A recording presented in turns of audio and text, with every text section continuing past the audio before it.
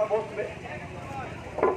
প্রশাসনের কি প্রস্তাব সেই কমিটিতে রাখতে হবে।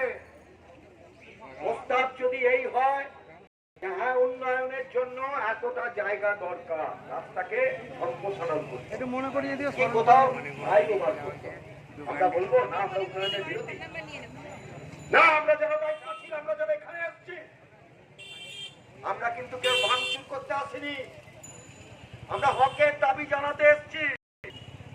আমরা বলবো যে ঠিক কতটা লাগবে সেই জায়গাতে যারা বসে আছে তাদের কোথায় বিকল্প ব্যবস্থা করা যায়।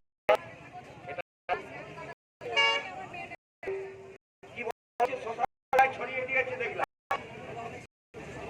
কঙ্কনচিরা চায় না, চায় না রসুল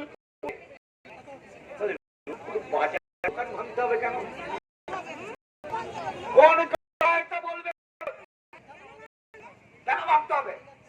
তাহলে ফ্লাইওভার করার জন্য লাইনের দুপাশে যা দোকান আছে বা মানুষ আছে